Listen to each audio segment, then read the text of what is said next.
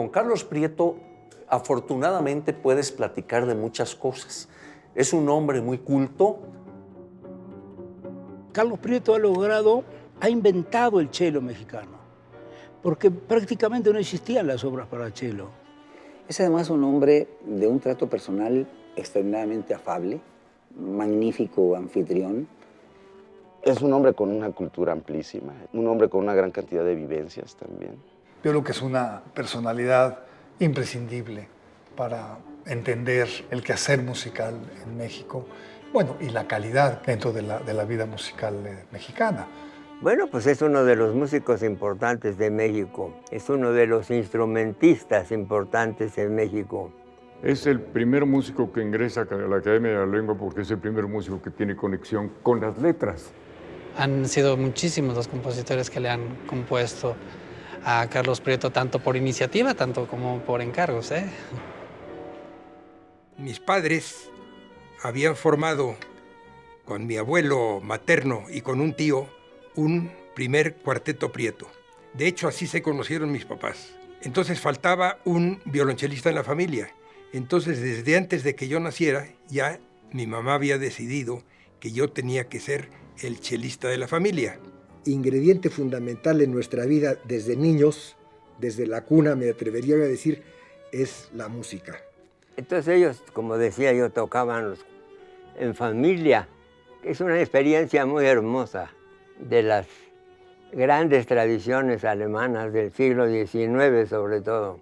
El padre adquirió para ellos instrumentos de primer nivel, violines Stradivari, los chelos Guarnerio y Stradivari también. Y pues se dio la casualidad de que, a diferencia de muchos otros niños, el violonchelo siempre me gustó mucho. Cuando empecé a estudiar el violonchelo con el maestro Imre Hartmann, un personaje fundamental en mis estudios fue mi mamá. Ella tocaba muy bien el violín, entonces me hacía estudiar todos los días un rato, y a los 14 o 15 años di algún primer concierto con orquesta.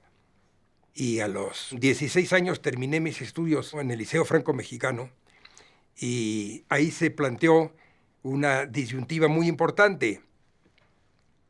¿Qué hacer? ¿Seguir con estudios universitarios de otro tipo o con la música? Y para mí fue un problema muy grande, porque me entusiasmaba la música, pero tenía el problema de que en el Liceo Franco-Mexicano siempre me había ido bien en física, en matemáticas. Entonces intenté ingresar a una institución a la cual es muy difícil entrar, que es el Instituto Tecnológico de Massachusetts, llamado MIT. Se dio la circunstancia de que me aceptaron. Hice 2 carreras simultáneas, una carrera de ingeniería de minas y al mismo tiempo la carrera de economía. Pero otra cosa tuve yo allí que para mí tendría una importancia fundamental.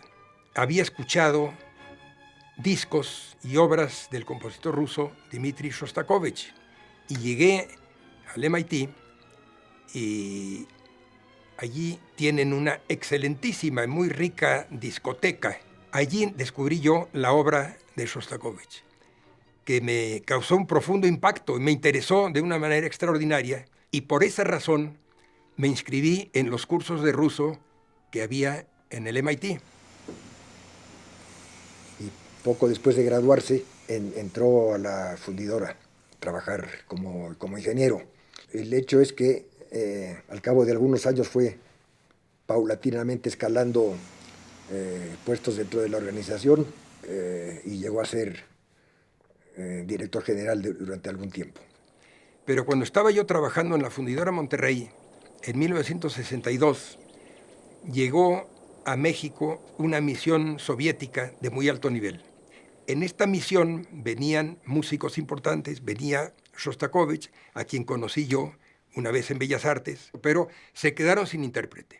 Y tuve yo que estar de intérprete de Mikoyan durante un par de horas visitando una serie de industrias, y cuando terminó la visita, veníamos el embajador soviético, un señor Basikin, el número 2 de la Unión Soviética, Anastas Ivanovich Mikoyan, y yo. Me dijo Mikoyan que estaba bastante asombrado de que un joven, muy joven entonces, ingeniero mexicano, hablara ruso. Bueno, ¿y a usted no le interesaría ir a hacer algunos estudios a la Unión Soviética? Y yo le dije inmediatamente, claro que me interesaría muchísimo.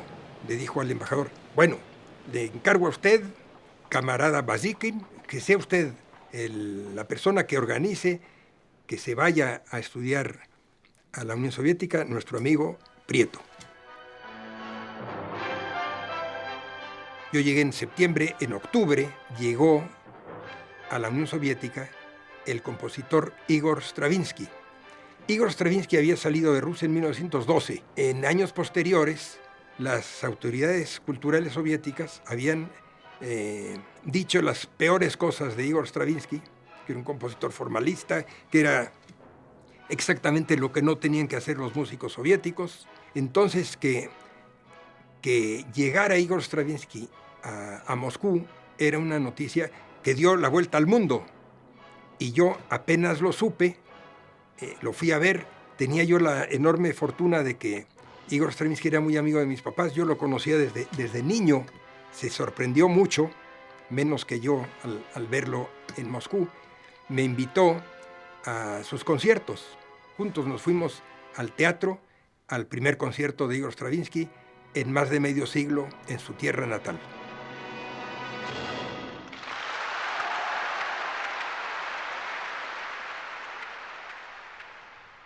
Luego regresé a México y regresé a seguir trabajando como ingeniero en la Fundidora Monterrey.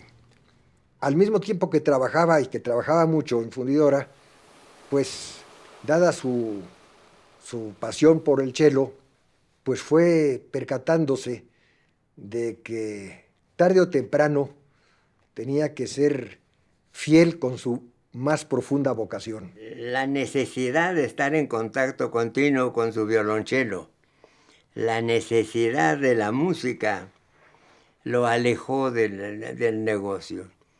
Se empezaba a formar en mí la impresión de que había yo cometido una traición contra mí mismo.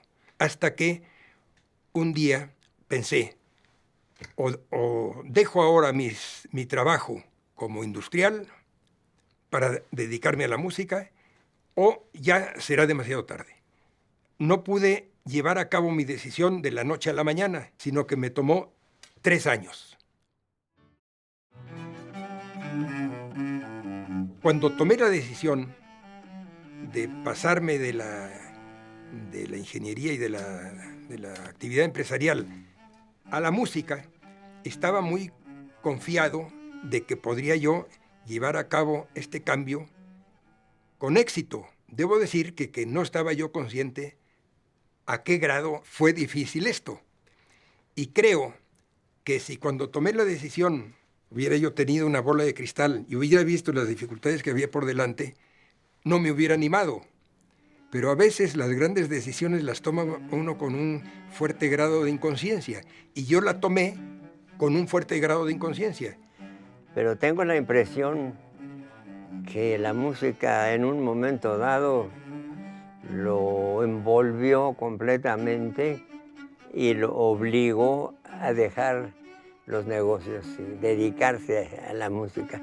A medida que iba pasando el tiempo iba yo tocando más, pero en 1978 corté los últimos lazos que tenía con la industria para dedicarme 100% a la música. El que él haya en un momento dado de su vida decidido hacer todo esto a un lado y dedicarse a la música, pues no puede tener uno ningún otro sentimiento más que respeto realmente, porque eso habla de una gran convicción, ¿no? Y de un gran amor hacia la música. El problema fue tomar la decisión. Una vez tomada la decisión, creo que la cosa fue más fácil, aunque naturalmente el haber tomado esta decisión lo obligó a estudiar, ahora sí, de manera extraordinariamente intensa, para tratar de alguna manera en compensar o en recuperar el tiempo que pudiera considerarse como perdido, entre comillas, Y entonces, cuando estaba yo aquí en México, estudiaba 10 horas al día, técnica.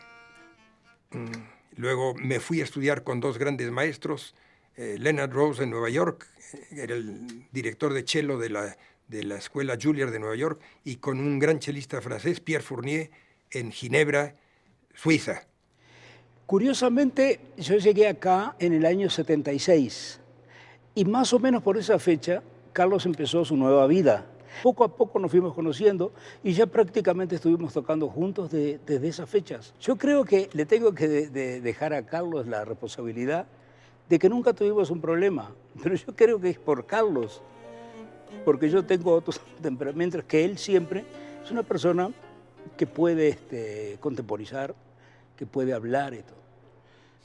Por un lado, empecé a tocar las obras tradicionales para violonchelo, las sonatas de Beethoven, las sonatas de Brahms, por supuesto las obras de Shostakovich y de Prokofiev. Carlos Prieto toca de manera constante esas piezas de Bach, las 6 suites para cello solo, son las composiciones musicales que a él más le atraen y las que más frecuentemente toca. Pero me encontré con un fenómeno muy curioso. Quería yo tocar algún concierto mexicano para violonchelo y orquesta y me di cuenta, con gran sorpresa, que los conciertos mexicanos para violonchelo y orquesta los contaba usted con los dedos de una mano y le sobraban varios dedos. No habían obras escritas dedicadas al cello. Eso era muy consciente Carlos Prieto de ello y empezó a escribir a pedir obras para su instrumento. Porque Carlos Prieto suele quejarse de que hay muy pocas obras para cello solo, para solista y conciertos para cello, y ha convocado y promovido a muchos músicos jóvenes importantes para escribir textos musicales, partituras, precisamente dedicadas a él, que ha tenido la oportunidad de ejecutar en público, lo hemos escuchado. Desde entonces, Carlos se ha propuesto encargar obras a una inmensa cantidad de compositores, no solamente mexicanos, sino latinoamericanos y españoles.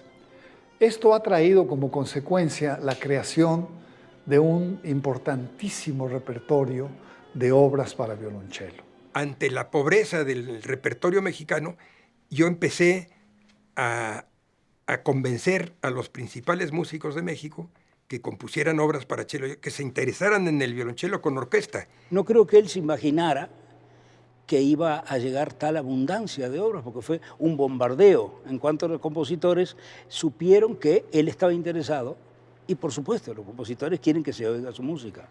Pero yo les aseguraba que yo tocaría las obras que compusieran y así empecé. El primer concierto que compuso un compositor por instigación mía fue Blas Galindo, y pues es una labor en la cual sigo metido, sin por ello dejar de tocar las grandes obras del repertorio tradicional europeo. Cuando él empezó a comisionarme estas obras, su actitud ante la música era la de un amateur con grandes posibilidades. Después de esto ya empezó otra carrera total y completamente diferente en Carlos, que fue precisamente el hacerse profesional, ¿no? Su papel como violonchelista no solamente sean sus conciertos, etcétera, sino que permea a otras esferas, ¿no? Como la composición. Son contados los músicos, los instrumentistas que ven en México una potencia para acrecentar la cantidad de repertorio a nivel mundial. Entonces, pues es una labor maravillosa por parte del maestro. Sé que ha hecho más de 80 encargos a diferentes músicos, una gran mayoría a compositores mexicanos. No solo mexicanos, sino de toda Latinoamérica, de Hispanoamérica y compositores de otros países también, de Estados Unidos. Ese sería para mí su mayor aportación al medio musical, no tanto mexicano, sino en general, ¿no? Es decir, de que haya tantas composiciones para un instrumento virtualmente olvidado como el cello. Tomemos en cuenta que todas estas obras que se han compuesto, muchas de ellas van a pasar probablemente la prueba del tiempo. Entonces, los futuros chelistas tendrán a su disposición un amplísimo repertorio de obras que fueron encargadas y estrenadas por Carlos Prieto. Bueno, el maestro Prieto, aparte de comisionar las obras, aparte de estrenarlas, ha tenido una ardua tarea de grabarlas, y se queda ya ese registro histórico, y bueno, esas producciones pues se venden en muchas partes, y ahorita con la ayuda del internet pues se van a todo el mundo, ¿no? Hay muchos compositores del México actual de quienes he estrenado obras, pero estando en este cuarto, que es mi estudio de música, vino Yo-Yo Ma, que era muy amigo mío desde hacía muchos años, y en este cuarto estuvimos tocando dúos para 2 chelos, y lo único que tenía yo eran transcripciones de Bach. Aquel encuentro de los 2 chelos tiene que redundar en alguna obra para 2 chelos. Y así le encargamos a Samuel Siman una suite para 2 violonchelos que hemos tocado en muchísimos países del mundo con un gran éxito. Suite para 2 chelos.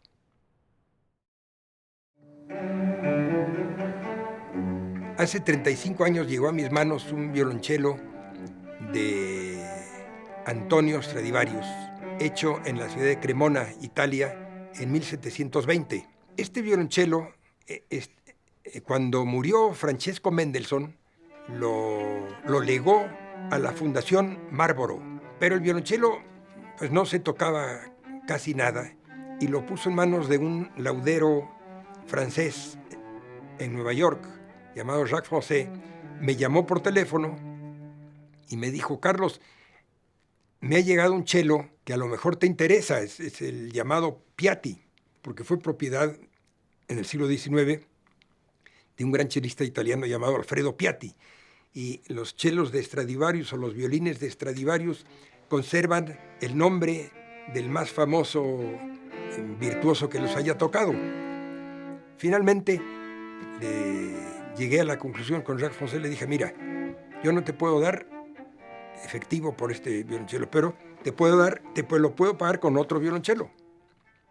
Y después de muchos líos, así ocurrió. Cambié un cello por otro, y así llegó a mis manos el llamado Piatti, con el que sigo hasta hoy día, y con el cual he dado conciertos por todo el mundo. Cuando entré yo a Nueva Delhi, procedente de China, de una gira muy larga por China, y aterrizamos en Nueva Delhi, me fueron a recibir casi al avión 2 empleados del Ministerio de Cultura. Y me acompañaron, llegamos a la aduana, y ahí en la aduana me dijeron: bueno, usted está entrando a la India con un violonchelo. Sí. ¿Y piensa usted salir de la India con el cello? Claro, pues eso espero. Entonces tiene usted que declarar el valor de su instrumento.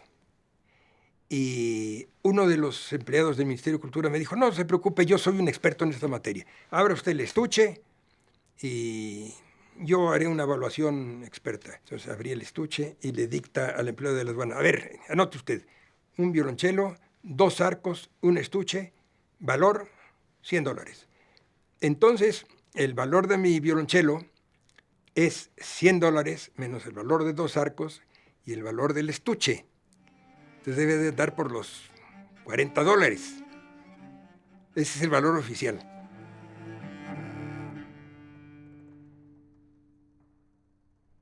Desde muy joven me interesó la lectura.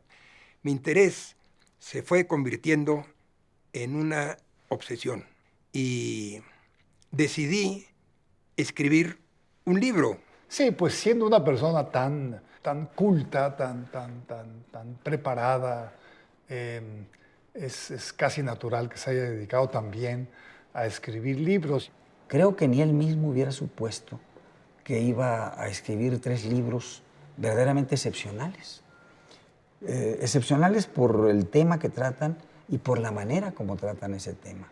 El primer libro que escribí se tituló Cartas rusas y fue un libro que fue resultado de mi primera estancia en la Unión Soviética en 1962. Después de ese primer libro, decidí escribir un libro acerca de mis distintas estancias en la Unión Soviética. El título mismo es increíble, de la Unión Soviética a Rusia. Y este libro lo decidí escribir cuando desapareció de la faz de la Tierra la Unión Soviética, en diciembre, el día de Navidad de 1991. El título mismo lo indica y está lleno de anécdotas que él proporciona de su relación con artistas soviéticos, los padecimientos que tuvieron, las persecuciones de que fueron objeto. Luego escribí este libro, Las aventuras de un violonchelo, que ha corrido con muy buena suerte, porque ya van 8 ediciones y se ha traducido al inglés, al ruso, al portugués, y quizás esté en camino una traducción al chino.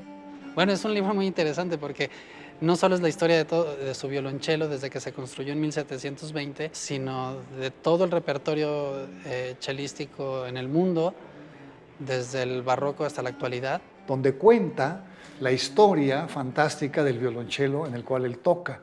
Y yo leí ese libro porque le compuse, la primera obra que yo le compuse se llama 1720, el Stradivarius Rojo.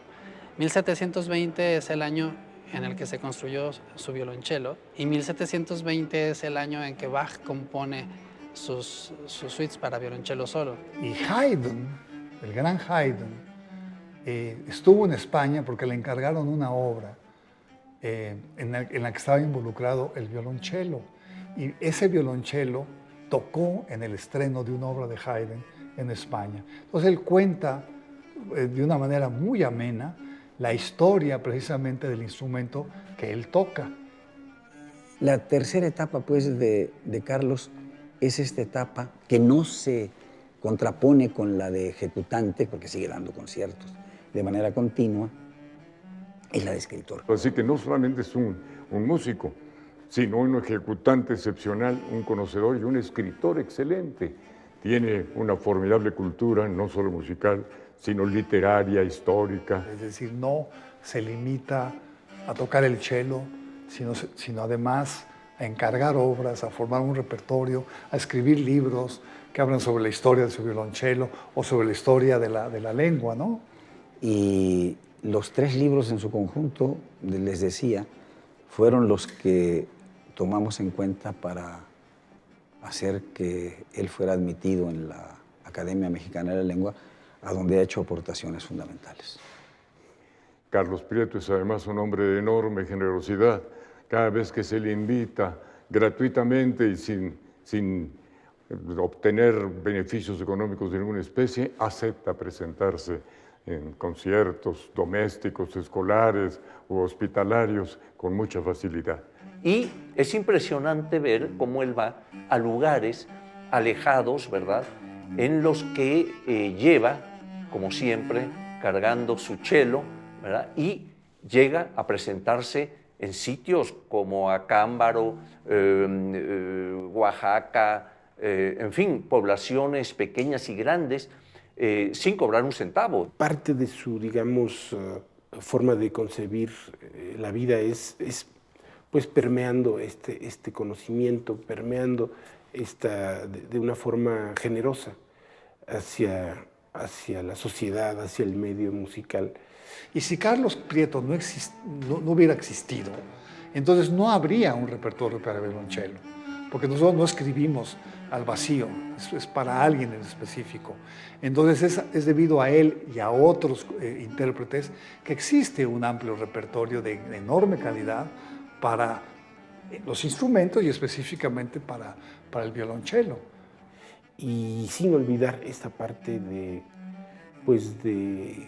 ver por los demás, de ver por el desarrollo de la música, por el desarrollo de los músicos, por el desarrollo de los jóvenes, ¿no? Pero Carlos Prieto se merece que se le reconozca, y como se le ha reconocido, como uno de los músicos más importantes de la historia de México. Por más talento musical que se tenga, si esto no se acompaña por un trabajo muy arduo, de nada sirve. El éxito en la música depende 99% del trabajo y 1% del talento. Si no se nace con ese chispazo de talento, por mucho trabajo que se desempeñe, no se va a poder seguir adelante. Pero viceversa, si se nace con un gran talento y no se cultiva, no se va a llegar a ningún lado.